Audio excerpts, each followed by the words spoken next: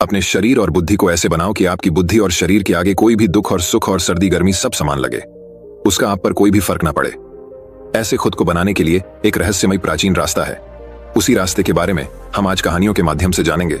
तो बिना देर किए चलिए उन कहानियों की शुरुआत। पहली कहानी, एक साधु। एक जंगल में एक साधु बहुत सालों से तपस्या कर रहा था। वह एक पेड़ के नीचे बैठकर अपनी तपस्या में मग्न था। उस जगह पर पानी की बाढ़ आ जाती है। सारे लोग इधर से उधर भाग रहे थे और यह साधु अपनी तपस्या में मग्न थे। इन्हें पता नहीं था कि पानी की बाढ़ आ चुकी है। जब एक आदमी वहां से भाग रहा था तो उसने इस साधु को देखा और इन्हें सावधान किया कि पानी की बाढ़ आ चुकी है। सारे लोग यहाँ से भाग रहे हैं, आप भी यहाँ से चलो। तो उस साधु ने कहा कि तुम जाओ, मुझे भगवान बचा लेगा। कुछ देर के बाद पानी साधु के गले तक आ गया। तभी वहां से कुछ लोग नाव में बैठकर भाग रहे थे। उन्होंने जब साधु को देखा तो उनसे कहा कि आप हमारे साथ नाव में बैठ जाओ, वरना आप डूब जाएंगे। लेकिन साधु ने फिर से वही कहा कि तुम जाओ, मुझे भगवान बचा लेगा। और वह लोग भी वहां से नाव लेकर चले गए। थोड़ी देर के बाद जब पानी बढ़ने लगा तो वह साधु एक पेड़ पर चढ़ गए। तभी वहां से एक हेलीकॉप्टर गुजर रहा था जो लोगों को बचा रहा था। जब उन्होंने इस साधु को देखा तो साधु की तरफ रस्सी फेंकी और उन्हें ऊपर आने को कहा। लेकिन साधु ने फिर से वही कहा कि तुम जाओ, मुझे भगवान बचा लेगा। और वह हेलीकॉप्टर वाले भी वहां से चले गए। धीरे धीरे पानी बढ़ने लगा और वह साधु पानी में डूबकर ही मर गया। जब वो मरने के बाद भगवान के पास पहुंचा तो उसने भगवान से कहा कि मैंने आपकी इतनी तपस्या की, इतना आपको रात दिन याद किया, आपने मुझे बचाया क्यों नहीं? तो भगवान ने कहा, अरे बेवकूफ, तुझे बचाने के लिए 3 बार मैंने ही तो उन तीनों इंसानों को भेजा था। एक बार पैदल, दूसरी बार नाव लेकर और तीसरे बार हेलीकॉप्टर लेकर। इस कहानी से हमें यह सीख मिलती है कि भगवान हमेशा किसी न किसी को जरिया बनाकर भेजते हैं हमारी मदद करने के लिए, लेकिन हम अपने घमंड में उन्हें पहचान नहीं पाते हैं और ऐसे मौके हाथ से गवा देते हैं। तो दोस्तों चलिए अब हमारे दूसरे कहानी की शुरुआत करते हैं। दूसरी कहानी, ये गांव में एक व्यापारी रहता था। उसकी एक खूबसूरत बेटी थी। एक बार उसे व्यापारी पर बहुत ज्यादा कर्ज हो गया था और जिस आदमी से उसे व्यापारी ने कर्ज लिया था वो उसी गांव का था और बहुत ही घटिया आदमी था। तो व्यापारी उस आदमी का कर्ज चुका नहीं पा रहा था। तो उस आदमी ने सारे गांव वालों को जमा किया और व्यापारी के घर पर जाकर व्यापारी से कहा कि अगर तुम मेरा कर्जा दे नहीं पा रहे हो तो अपनी बेटी की शादी मुझसे कर दो। यह सुनने के बाद भी वह व्यापारी चुप रहा क्योंकि वो मजबूर था और ये सारी बातें घर में बैठी उस व्यापारी की बेटी सुन रही थी। थोड़ी देर के बाद उस आदमी ने गांव वालों और व्यापारी से कहा कि ठीक है, मैं एक थैली में सफेद और एक काला पत्थर डालूंगा और इसकी बेटी को थैली में से कोई एक पत्थर निकालना पड़ेगा।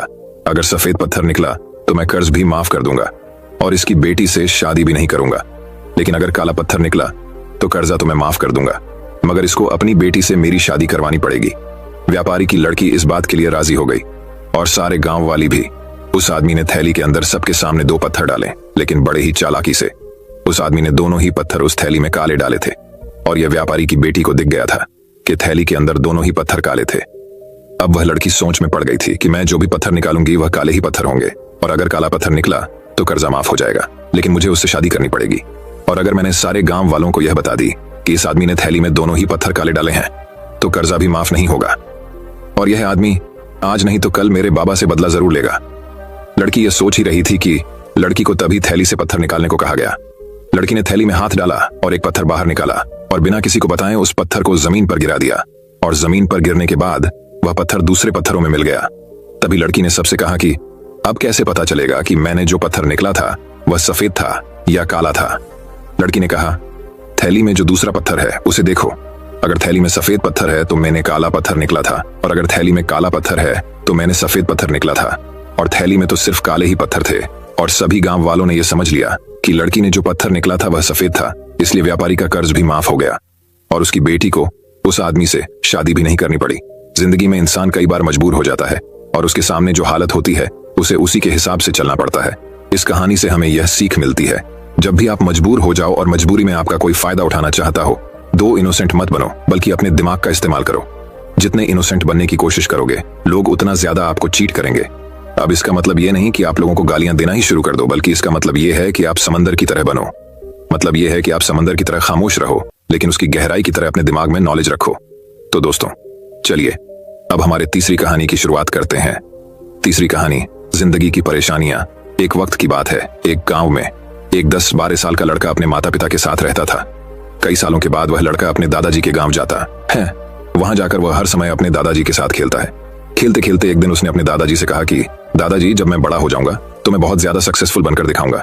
क्या आप मुझे कामयाब बनने के लिए कुछ तरीके बता सकते हैं? हेलो, उसके दादाजी मुस्कुराते हुए उसकी तरफ देखते हैं और उसे कहते हैं हाँ, और वह उसे एक पौधों की दुकान पर ले जाते हैं। यहाँ पर छोटे छोटे पौधे मिलते थे। वहां से उसके दादाजी 2 छोटे पौधे खरीदने हैं और वापस घर आ जाते हैं। घर आने के बाद वह उनमें से एक पौधे को बड़े से गमले में लगा देते हैं और उस गमले को घर के अंदर रख देते हैं और दूसरे पौधे को वह घर के बाहर लगा देते हैं। फिर वह अपने पोते से पूछते हैं कि तुम्हें क्या लगता है कौन सा पौधा फ्यूचर में अच्छे से बड़ा हो पाएगा? बच्चों ने थोड़ा सा सोचा और अपने दादाजी से कहा कि हमने घर के अंदर जो पौधा लगाया है वह अच्छे से बड़ा हो पाएगा, क्योंकि वह घर के अंदर हर प्रॉब्लम से बचा रहेगा। और जो पौधा हमने बाहर लगाया है उसे बहुत सी चीजों का खतरा है, जैसे कि सूरज की तेज करने, आंधी, तूफान, तेज बारिश और जानवरों से भी उस पौधे को खतरा है। उसके दादाजी ने मुस्कुराया और उससे कहा कि फ्यूचर में देखते हैं इन दोनों पौधों के साथ क्या होता है। फिर बाद वह लड़का फिर से अपने दादाजी के घर जाता है। 4 दादाजी को देखने के बाद वह फिर से उनसे पूछता है कि दादाजी, लास्ट टाइम मैं आपसे मैंने पूछा था कि जिंदगी में सक्सेसफुल कैसे होते हैं, लेकिन आपने मुझे कुछ नहीं बताया था, लेकिन अब आपको मुझे बताना ही पड़ेगा। उसके दादाजी ने मुस्कुराते हुए उससे कहा, जरूर, लेकिन सबसे पहले हम उन 2 पौधों को देखते हैं जो हमने कुछ साल पहले लगाया था। यह कहकर दादाजी उसे उसी जगह पर ले गए जहां उन्होंने घर के अंदर पौधा रखा था। उन्होंने देखा कि वह पौधा एक बड़ा पौधा बन चुका था। फिर वह उस जगह पर गए जहां उन्होंने दूसरे पौधे को बाहर लगाया था। उन्होंने देखा कि वह छोटा सा पौधा अभी बहुत बड़ा और विशाल पेड़ बन चुका था और उसकी जो टीनियां थी वह बहुत ही मजबूत और लंबी थी और उसका साया पूरे मैदान पर पड़ रहा था। अब उस लड़के के दादाजी ने उसकी तरफ देखा और उससे कहा कि अब बताओ कौन सा पौधा ज्यादा बड़ा और मजबूत चुका है, कौन सा पौधा ज्यादा सक्सेसफुल हुआ है। लड़के ने कहा, वह पौधा जो हमने घर से बाहर लगाया था। लेकिन दादाजी, ये कैसे पॉसिबल है? इस पौधे ने कई डेंजर सिचुएशन सही होगी, इस पर कई प्रॉब्लम्स आई होगी, लेकिन फिर भी यह पौधा इतना बड़ा पेड़ कैसे बन गया? उसके दादाजी ने उसकी तरफ देखा और कहा, तुमने ठीक कहा, जो ख्वाजा हमने बाहर लगाया था उसने कई प्रॉब्लम सही होगी और उन्हीं प्रॉब्लम से लड़ते हुए वह इतना बड़ा और विशाल हो पाया है और अब वह जितना चाहे उतना अपनी टहनियों को बड़ा कर सकता है। और जो तूफान और तेज बारिश जैसी प्रॉब्लम्स हैं वह उसकी टहनियों को और भी मजबूत बनाती है और इसी वजह से आज वह एक बहुत विशाल पेड़ बन चुका है और अब यह सारी प्रॉब्लम्स उसके सामने छोटी है। फिर उसके दादाजी ने उसकी तरफ देखा और उससे कहा कि बेटा, एक चीज हमेशा याद रखना, जब तक तुम अपनी लाइफ में स्ट्रगल नहीं करोगे, जब तक तुम डिफिकल्टीज से नहीं गुजारोगे, तब तक तुम अपनी लाइफ में सक्सेस को हासिल नहीं कर सकते हो। अगर तुम अपनी लाइफ में हमेशा कंफर्टेबल चॉइस ही रखोगे तो तुम अपनी लाइफ में उतना तरक्की नहीं कर पाओगे जितना तुम कर सकते हो। और अगर तुम हर प्रॉब्लम के लिए तैयार रहोगे, हमेशा स्ट्रगल के लिए रेडी रहोगे, तो फिर किसी भी मंजिल को पाना तुम्हारे लिए नामुमकिन नहीं होगा और फिर बड़ी बड़ी प्रॉब्लम्स तुम्हें छोटी लगने लगेंगी। यह सुनने के बाद उसे लड़के ने एक गहरी सांस ली और फिर उसे विशाल और बड़े पेड़ की तरफ देखने लगा। उसके दादाजी के शब्द उसके दिमाग में घूम रहे थे। दोस्तों, प्रॉब्लम्स, रुकावट और डिफिकल्टी, इन चीजों को हम अपनी जिंदगी के दुश्मन समझते हैं, लेकिन यही रुकावटें, यही डिफिकल्टी हमें स्ट्रांग बनती है और हमारी जिंदगी में हमें ज्यादा सक्सेसफुल बनाती है। किसी ने कहा है कि अगर तुम्हारे लाइफ में कोई प्रॉब्लम नहीं आ रही है तो समझ जाओ कि आप गलत ट्रैक पर हो। तो दोस्तों, चलिए अब हमारे चौथी कहानी की शुरुआत करते हैं। चौथी कहानी, एक चिड़िया थी। उस चिड़िया ने अपना घोंसला किसान के खेत में बनाया था। कुछ दिनों बाद उस चिड़िया ने 2 अंडे दिए। कुछ दिनों के बाद उन अंडों में से 2 बच्चे निकले। अब चिड़िया रोज सुबह अपने बच्चों के लिए दाना चुगने के लिए जाती और शाम को वापस आती। अब हर रोज ऐसे ही होने लगा था। चिड़िया सुबह जाती और शाम को वापस आती। कई दिनों तक ऐसे ही चलता रहा। एक दिन जब चिड़िया अपने बच्चों को घोंसले में छोड़कर दाना चुगने के लिए गई थी तो उस खेत का मालिक वहां पर आता है और कहता है कि यहाँ पर तो बहुत सारी फसल बढ़ चुकी है, कल अपने बेटों को बोलकर इसको कटवा दूंगा। ये बोलकर उस खेत का मालिक वहां से चला जाता है। ये बात चिड़िया के बच्चों ने सुन ली थी। जब शाम को चिड़िया वापस आई, उसके बच्चों ने अपनी माँ से कहा कि आज खेत का मालिक आया था और वह कह रहा था कि कल अपने बेटों को बोलकर फसल कटवा दूंगा और जब फसल कटेगी तो हमारा घोंसला भी टूट जाएगा। हमें आज ही अपना घोंसला यहाँ से ले जाना चाहिए। ये सब बातें चिड़िया सुनी और अपने बच्चों से कहा कि तुम दोनों बेफिक्र होकर सो जाओ, कल ऐसा कुछ नहीं होगा। और गजब की बात यह हुई, कल सच में ऐसा कुछ नहीं हुआ।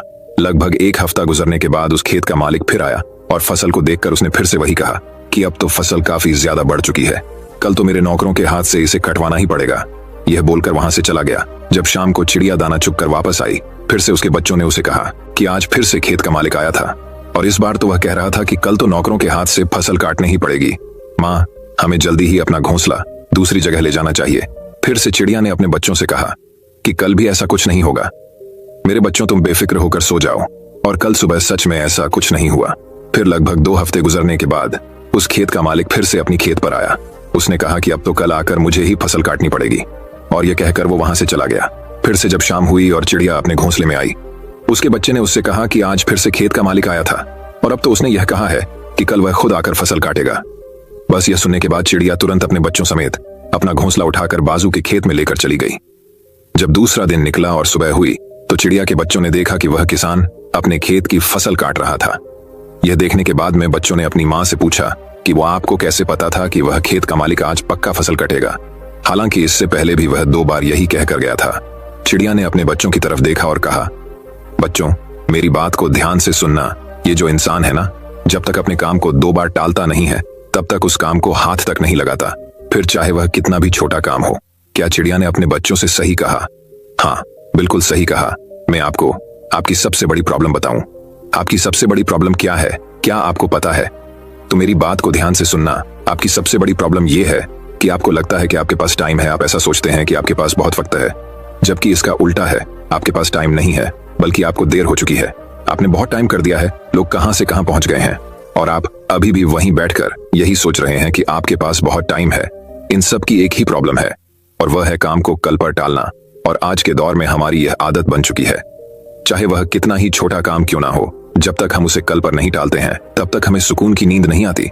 अब काम को कल पर टालते रहते हैं, यह कहकर कि आज मूड नहीं है, इस काम को कल देखेंगे, कल करेंगे, और वह कल कभी आता ही नहीं है। और हम उस काम को भूल जाते हैं अपने दूसरे कामों में। हम अपने दूसरे कामों में बिजी हो जाते हैं। और वह दूसरे काम कौन से हैं? रील्स देखना, सोशल मीडिया चलाना, फालतू के वीडियो देखना, जिन वीडियो का न सर होता है और न पैर। मतलब कि मीनिंगफुल बात तो कुछ होती ही नहीं है उन वीडियो में। इस तरह की वीडियो में हम ना जाने कितना टाइम बर्बाद कर देती है, और जो हमारे इंपॉर्टेंट काम होते हैं उन्हें हम भूल जाते हैं। और फिर जब हमें याद आता है आज ही हमें उस काम को करना पड़ेगा, उसके बिना हमारा दूसरा काम नहीं होगा, तब हम उस काम को करते हैं। मतलब यह है कि जब तक हमारे सर पर प्रेशर नहीं आता है तब तक हम उस काम को टालते रहते हैं। काम को टालना ऐसा ही है जैसे क्रेडिट। जब हम कोई चीज क्रेडिट पर लेते हैं तो हम उस चीज का फायदा तो उठा लेते हैं, लेकिन 1 दिन के बाद, 2 दिन के बाद, हफ्ते के बाद या महीने के बाद हमें उसका बिल पे करना पड़ता है। तो दोस्तों चलिए अब हमारे 5वीं कहानी की शुरुआत करते हैं। 5वीं कहानी, लोग क्या कहेंगे।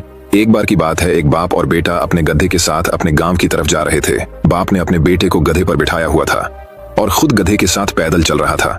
थोड़ी देर के बाद जब वह दोनों किसी गांव से गुजर रहे थे तो कुछ लोगों ने उन्हें देखा और उन्हें देखकर कहा कि कैसा बेटा है जो खुद गधे के ऊपर बैठा हुआ है और अपने बुजुर्ग आप को पैदल चल रहा है। लोगों की यह बातें सुनने के बाद बेटा गधे से नीचे उतर गया और उसने अपने बाप को गधे के ऊपर बिठा दिया और फिर से दोनों अपने गांव की तरफ चलने लगे। थोड़ी देर के बाद फिर से जब वह दूसरे गांव से गुजर रहे थे तो उसे गांव के लोगों ने भी उन्हें देखा और कहा कि कैसा बाप है जो खुद गधे के ऊपर बैठा हुआ है और अपने मासूम से बेटे को पैदल चल रहा है। लोगों की यह बात सुनने के बाद आप भी गधे से नीचे उतर गया और अब गधे पर ना ही बाप बैठा हुआ था और ना ही बेटा, और वह दोनों बाप बेटे पैदल चल रहे थे। अब वह दोनों भी चलते चलते जंगल के रास्ते में पहुंच जाते हैं। उसी रास्ते से कुछ और भी लोग गुजर रहे थे।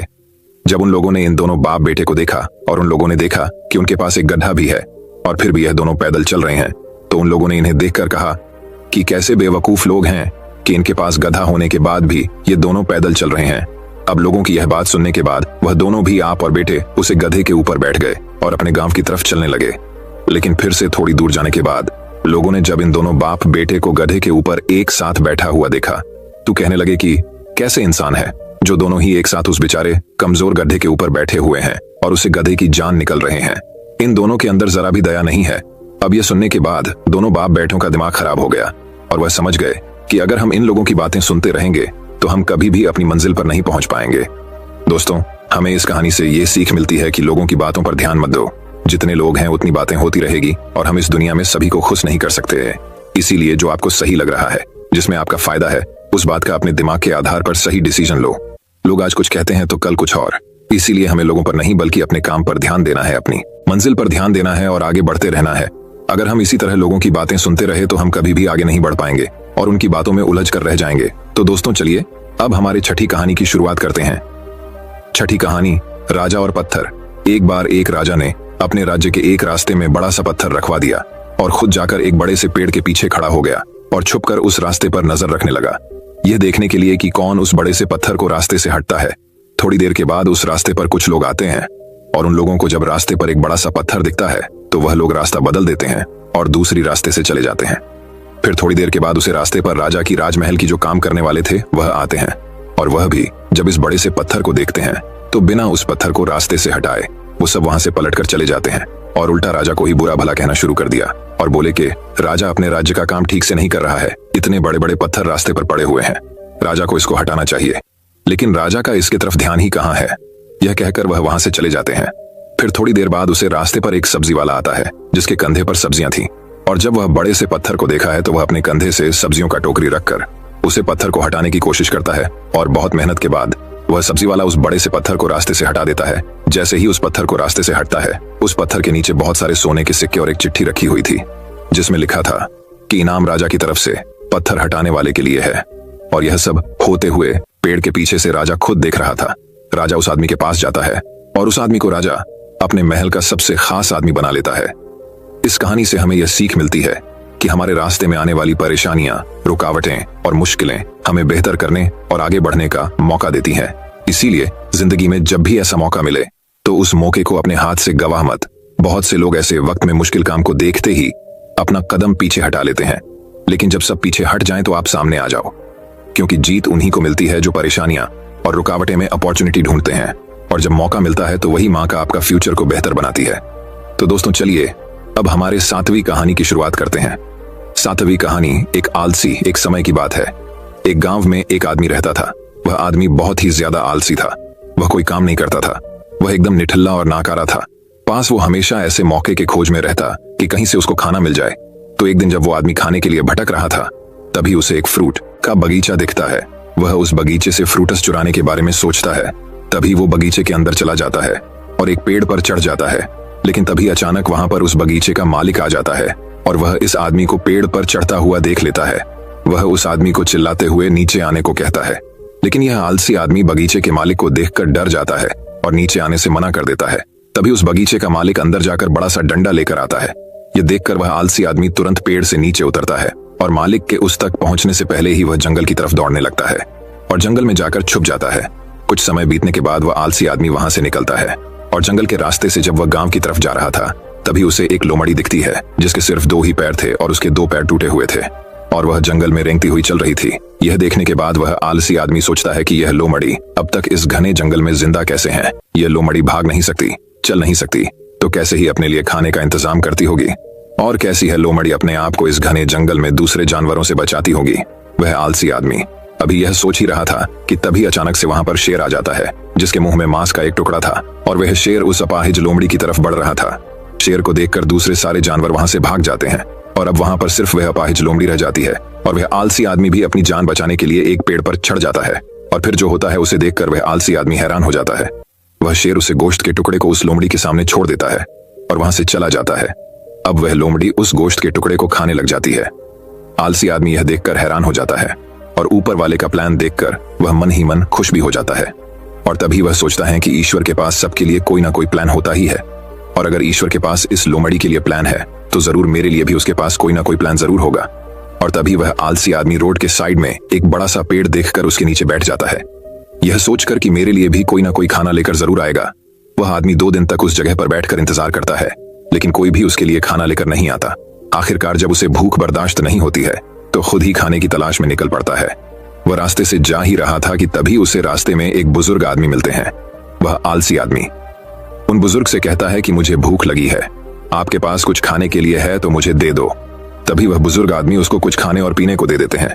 खाना खाने के बाद वह आलसी आदमी उन बुजुर्ग से कहता है कि मैं 2 दिन पहले जो देखा आप उस पर विश्वास नहीं करेंगे। मैं जंगल में एक अपाहिज लोमड़ी को देखा जिसे खुद शेर गोश्त लाकर दे रहा था खाने के लिए। मैंने सोचा कि ईश्वर के पास मेरे लिए भी कोई ना कोई प्लान जरूर होगा, लेकिन ईश्वर ने उस लोमड़ी पर अपनी दया दिखाई और मुझ पर नहीं। मेरे लिए कोई भी खाना लेकर नहीं आया और आखिरकार मुझे ही खुद खाने की तलाश में निकलना पड़ा। उस आलसी आदमी ने उन बुजुर्ग आदमी से पूछा कि मेरे साथ ही ईश्वर ने ऐसा क्यों किया। तभी उन बुजुर्ग आदमी ने मुस्कुराते हुए कहा, यह सच है कि ईश्वर के पास सभी के लिए कोई ना कोई प्लान तो जरूर होता है और तुम्हारे लिए भी है, लेकिन तुमने उसे गलत तरीके से समझ लिया। वह तुम्हें लोमड़ी नहीं बल्कि वह तुम्हें उस शेर की तरह बनाना चाहता था। दोस्तों, इस कहानी से हमें यह सीख मिलती है कि अगर हम हमारी लाइफ को ध्यान से देखें तो हमें यह पता चलेगा कि जिंदगी सबक से भरी पड़ी है और हर एक मोमेंट का एक डीप मीनिंग होता है। उस आलसी आदमी ने लोमड़ी को मदद लेते हुए देखा और सोचा कि लोमड़ी सिर्फ बैठी हुई है और वह सिर्फ इंतजार कर रही है कि कब उसके साथ अच्छी चीज होगी। लेकिन वह आदमी यह भूल गया था कि वह लोमड़ी मजबूर थी, लेकिन हम उस लोमड़ी की तरह मजबूर और लाचार नहीं है। ऊपर वाले ने हमें एबिलिटी दी है अपना काम करने की, बिल्कुल उस शेर की तरह। हमारे पास भी खुद की स्ट्रेंथ और कैपेबिलिटी है हमारी सिचुएशन को बदलने की, लेकिन उसके लिए आपको एफर्ट्स लेने पड़ेंगे, एक्टिव बनना पड़ेगा, तभी आप उस शेर की तरह बन पाएंगे। तो दोस्तों चलिए अब हमारे 8वीं कहानी की शुरुआत करते हैं। 8वीं कहानी एक जाल। दोस्तों, बचपन से लेकर अभी तक हमें कुछ ऐसी बातें सिखा दी गई हैं, बल्कि हमारे दिमाग में बिठा दी गई है, फिट कर दी गई है, जिसका कि कोई मतलब ही नहीं है। और यह बातें हमें हमारी स्कूल में, हमारे घर पर, बल्कि हर जगह सुनाई देती है। वह कौन सी बातें हैं, कौन सी ऐसी बात की मैं बात कर रहा हूँ, वह आपको इस कहानी में सब कुछ समझ में आ जाएगा। एक बार एक पिंजरे में कुछ बंदरों को डाल दिया जाता है और उस पिंजरे में एक सीढ़ी लगा दी जाती है। उसके ऊपर कुछ केले लटका दिए गए। जैसे ही उस पिंजरे में कुछ बंदरों को डालते हैं, उनमें से एक बंदर सीढ़ी चढ़ के केले खाने की कोशिश करता है, लेकिन जैसे ही वह सीढ़ी पर कदम रखता है तो उन सब बंदरों के आंख में ठंडा पानी डाल दिया जाता है। इसकी वजह से वो फिर नीचे उतर आता है। फिर उसके बाद एक दूसरा बंदर कोशिश करता है। वह जैसे ही सीढ़ी पर कदम रखता है तो उन तमाम बंदरों पर ठंडा पानी डाल दिया जाता है। अब वह बंदर भी नीचे आ जाता है। सारे बंदरों को अब यह बात समझ में आ जाती है कि सीढ़ी पर चढ़ते ही हमारे ऊपर ठंडा पानी डाला जाता है। फिर कुछ समय बाद उस पिंजरे में से एक पुराने वाले बंदर को निकालकर और एक नए वाले बंदर को डाल दिया जाता है। नया वाला बंदर जैसे ही पिंजरे में जाता है तो उस केले देखता है और वह बंदर केले खाने के लिए सीढ़ी पर जैसे ही कदम रखता है कि सारे बंदर मिलकर उसकी पिटाई कर देते हैं। बंदर को यह बात समझ में नहीं आती है कि मेरी पिटाई क्यों हुई, इसके पीछे क्या वजह है। बंदर को कुछ समझ में नहीं आता है। फिर थोड़ी देर के बाद उस पिंजरे में से एक पुराने वाले बंदर को निकाल दिया जाता है और फिर एक नए वाले बंदर को डाल दिया जाता है। और उस बंदर को भी जैसे ही पिंजरे में डालते ही उसे केले दिखते हैं और वो जैसे ही उसको खाने के लिए सीढ़ी में चढ़ने की कोशिश करता है तो सारे बंदर मिलकर उसकी धुलाई कर देते हैं। और धुलाई करने वाले बंदरों में से वह बंदर भी शामिल होता है जो पिछली बार पीटा गया था। इसको भी पता ही नहीं था कि मेरी पिटाई क्यों की गई है, और इस बार उसने भी सारे बंदरों के साथ मिलकर उस नए वाले बंदर की पिटाई कर दी। तो फिर धीरे धीरे करके उस पिंजरे में से सारे पुराने वाले बंदरों को निकाल दिया जाता है और उसमें सारे नए बंदरों को डाल दिया जाता है। अब उस पिंजरे में सारे नए बंदर थे और उस पिंजरे पर जो बाल्टी रखी हुई थी ठंडे पानी की, वह भी हटा दी जाती है। पर अब जब भी कोई नया बंदर को उस पिंजरे में डाल रहे थे, अब वह नया बंदर जैसे ही केले खाने के लिए सीढ़ी में अपनी पैर को रखता है, वैसे ही सारे बंदर मिलकर उसे नए बंदर की धुलाई कर देते हैं। और उस पिंजरे में किसी को पता ही नहीं था कि हम एक दूसरे को क्यों मार रहे हैं। और इसी तरह हम इंसान भी एक दूसरों के सपनों की धुलाई करते आ रहे हैं। जब भी कोई इंसान सपना देखता है कुछ बड़ा करने का, हम उसको कुछ ऐसी बातें बता देते हैं जिसकी वजह से वह डिमोटिवेट हो जाता है और हमें भी यह पता नहीं होता है कि हम उसकी सपनों की धुलाई क्यों कर रही है और हम उसको ऐसी बातें क्यों बता रहे हैं, क्योंकि हम लोगों ने अपने बाप दादा से यही सब कुछ सुना है ना, इसीलिए हम उसके साथ भी ऐसी ही बातें कर रहे हैं। और सबसे बड़ा डायलॉग जो होता है कि समय से पहले और किस्मत से ज्यादा आज तक किसी को भी नहीं मिला, तू चाहे कुछ भी कर, कितने भी बड़े सपने देख, अच्छे अच्छे को हमने फेल होते हुए देखा है। कुछ इस तरह के डायलॉग हम बोलते हैं। लेकिन मैं आपको बता दूं कि जो ठंडा पानी की बाल्टी जो पिंजरे के ऊपर रखी गई थी, वह अब हटा दी गई है।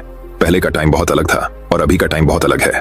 और अगर कोई इंसान बिजनेस का सपना देखा है, कोई आइडिया आता है, अगर वो उस बिजनेस का लोगों को बताता है, तो लोग उसे कौन सा डायलॉग मारते हैं कि अभी धंधे पानी नहीं है, अभी के टाइम में काम धंधा नहीं है, तो कुछ भी कर, तेरा बिजनेस ठप हो जाएगा। कुछ इस तरह की बातें हम सामने वाले बंदे से करते हैं।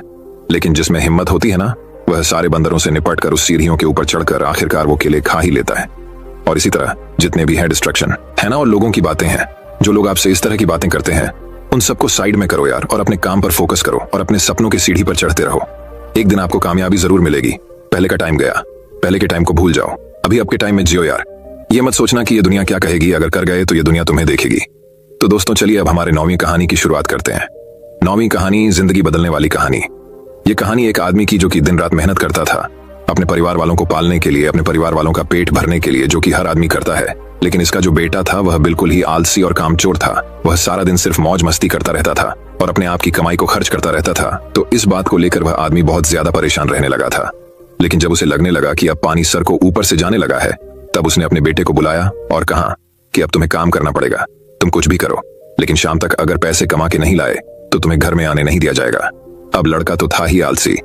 वो अपनी माँ के पास गया और सारी बातें बताने लगा। तो उसके माँ ने अपने पास से उसको कुछ पैसा दे दिया और कहने लगी, तुम अपने पापा को शाम में ये कहना कि ये मेरी मेहनत की कमाई है। शाम को जब वह आदमी घर आया तो उसके बेटे ने उसके पास से सारे पैसे उसको दे दिए। वह आदमी को सब कुछ पता था। तो उसने अपने बेटे से क्या कहा, उसने ये कहा कि तुम इस पेज को कुएं में फेंक के आ जाओ। उसके बेटे ने एक भी सवाल नहीं पूछा और सीधा जाकर उसे पैसे को कुएं में फेंक कर आ गया। अगले दिन उसे आदमी ने अपनी बीवी को उसके मन के घर भेज दिया और अपने बेटे से कहने लगा कि मेरे बेटे तुझे आज और पैसे कम कर लेकर आने हैं। अब लड़का सीधा अपने बहन के पास गया और अपनी बहन को सारी बातें बताने लगा। तो उसके बहन ने भी उसके हाथ में कुछ पैसे रखे और उसे कहने लगी कि शाम को जब पापा घर आएंगे तो ये पैसे उन्हें दे देना और कहना ये मेरी मेहनत की कमाई है। शाम को जब आदमी घर आया, उसके बेटे ने फिर से अपने पास से जितने पैसे थे अपने आप को दे दिया। उस आदमी ने फिर से वही बात कही कि इस पेज को जाकर कुएं में फेंक कर आओ, और इस बार भी उसके बेटे ने एक भी सवाल नहीं किया और सीधा जाकर कुएं में उन पैसों को फेंक कर आ गया। अगले दिन उसे आदमी ने अपनी बेटी को भी अपने रिश्तेदारों के यहाँ भेज दिया और फिर से अपने बेटे से कहने लगा कि बेटा तुम्हें आज और पैसे कमा के लाने हैं। अब उसे लड़के के पास कोई भी रास्ता नहीं था। अब उसे लड़के को कोई भी पैसा देने वाला नहीं था, तो वह लड़का मरता क्या ना करता। रात को तो घर जाना ही है, इसलिए वह सारा दिन काम ढूंढने लगा। बड़ी देर के बाद उसे एक जगह काम मिल गया, एक ट्रक से भारी सामान उठाकर उस भारी सामान को दुकान में रखने का काम। सारा दिन बहुत मेहनत के बाद उसे अपनी मेहनत की कमाई मिली। वह बहुत खुश हो गया और खुशी खुशी अपने घर गया। लेकिन फिर से उस आदमी ने अपने बेटे से कहा कि पैसों को कुएं में फेंक दें। उसका बेटा गुस्सा हो गया और कहने लगा कि पापा, ये मेरे पूरे दिन के मेहनत की कमाई है, मैं इसे कैसे कुएं में फेंक दूं। वह आदमी मुस्कुराकर कहने लगा कि मैं तुम्हारी एक दिन की कमाई को मैं कुएं में देने की बात कही और तुम गुस्सा हो गए। तो सोचो, जब तुम मेरी मेहनत की कमाई को गवाते थे तो मुझे कैसा लगता होगा। दोस्तों, बाप से अच्छी कोई दौलत नहीं है पूरी इस दुनिया में। उस इंसान ने आपके सपने को पूरा करने के लिए अपने सपने को खत्म कर दिया। जब भी जिंदगी में फिजूल खर्च करोगे तो उसे इंसान के बारे में जरूर सोचना, क्योंकि वह इन पैसों के लिए दिन रात मेहनत करता है, सिर्फ आपके सपने पूरे करने के लिए। और बाप के कमाने या न कमाने से कोई फर्क नहीं पड़ता। बाप का होना ही आपके लिए सबसे बड़ी ताकत होती है। मैं आपसे एक बात कहना चाहता हूँ कि जिंदगी में कोई ऐसा काम ना करना कि उनका सर आपकी वजह से शर्म से झुक जाए। ऐसा काम करो उन्हें आप पर गर्व हो कि आप उनकी औलाद हो। एक छोटा सा शेर कह के इस कहानी को खत्म करता हूँ। एक रोज तुम्हें एहसास जरूर होगा कि मसरूफ तुम थे और उम्र दराज वो होगा। एक रोज तुम्हें एहसास जरूर होगा कि मसरूफ तुम थे और उम्र दराज वह होगा जिसकी उंगली का सहारा पकड़कर चला करते थे। आज वही छड़ी का तलबगार होगा और जिसके सदके में जी रहे हो आज, वह ना रहा तो क्या होगा। पर अभी भी वक्त बचा है कुछ खास तुम्हारे पास। कब तक? जब अब तक के बाप का साया तुम्हारे साथ होगा। और जन्नत के तलबगार हो तो सीने से लगा लेना, क्योंकि वही कल जन्नत का दरवाजा होगा। तो दोस्तों, चलिए अब हमारे 10वीं कहानी की शुरुआत करते हैं। 10वीं कहानी दोस्तों, बात बहुत समय पहले की है।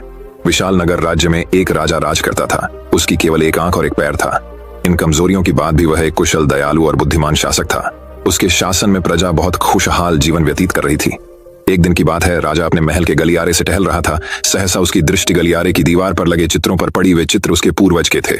उन चित्रों को देख राजा के मन में विचार आया कि भविष्य में जब उसके उत्तराधिकारी महल के उस गलियारे से टहलेंगे तो उन चित्रों को देख अपने पूर्वजों का स्मरण करेंगे। राजा का चित्र अब तक उस दीवार पर नहीं लगा था। अपनी शारीरिक अक्षमताओं के कारण वह नहीं जानता था कि उसका चित्र कैसा दिखेगा, लेकिन उस दिन उसने सोचा कि उसे भी अपना चित्र उस दीवार पर लगवाना चाहिए। अगले दिन उसने अपने राज्य के श्रेष्ठ चित्रकारों को दरबार में आमंत्रित किया। दरबार में उसने घोषणा की कि वह महल में लगवाने के लिए अपना सुंदर चित्र बनवाना चाहता है। जो उसका सुंदर चित्र बना सकता है वह चित्रकार आगे आए। चित्र जैसा बनेगा वैसा ही उस चित्रकार को इनाम दिया जाएगा। दरबार में उपस्थित चित्रकार अपनी कला में निपुण थे, लेकिन राजा की घोषणा सुनने के बाद वे सोचने लगे कि राजा तो काना और लंगड़ा है, ऐसे में उसका सुंदर चित्र कैसे बन पाएगा। चित्र सुंदर नहीं दिखा तो हो सकता है राजा क्रोधित होकर उन्हें सजा दे दे। यह विचार किसी को आगे आने का साहस न दे सका। सब कोई न कोई बहाना बनाकर वहां से चले गए। वहां मात्र एक युवा चित्रकार खड़ा रहा। राजा ने उससे पूछा, क्या तुम मेरा चित्र बनाने को तैयार हो? युवा चित्रकार ने हामी भर दी। राजा ने उसे अपना चित्र बनाने की आज्ञा दे दी। अगले ही दिन से वह चित्रकार राजा का चित्र बनाने में जुट गया। कुछ दिनों बाद चित्र बनकर तैयार था। जब चित्र के अनावरण का दिन आया तो दरबार में दरबारी सहित वे सभी चित्रकार भी उपस्थित हुए, जिन्होंने राजा का चित्र बनाने से इनकार कर दिया था। सभी उत्सुकता से चित्र के अनावरण की प्रतीक्षा कर रहे थे। जब चित्र का अनावरण हुआ तो राजा सहित सबके मुंह खुले के खुले रह गए। चित्र बहुत ही सुंदर बना था। उस चित्र में राजा दोनों तरफ पैर कर घोड़े पर बैठा हुआ था, जिसे एक ओर से चित्रित किया था और उसमें राजा का एक ही पैर नजर आ रहा था। साथ ही राजा धनुष चढ़ाकर एक आंख बंद कर निशाना साध रहा था, जिससे उसके काने होने की कमजोरी छुप गई थी। यह चित्र देख राजा बहुत प्रसन्न हुआ। चित्रकार ने अपनी बुद्धिमत्ता से उसकी अक्षमताओं को छुपाकर एक बहुत सुंदर चित्र बनाया था। राजा ने उसे पुरस्कृत करने के साथ उसे अपने दरबार का मुख्य चित्रकार बना दिया। दोस्तों, ये कहानी हमें यह शिक्षा प्रदान करती है कि जीवन में आगे बढ़ना है तो हमें सदा सकारात्मक सोच रखना चाहिए।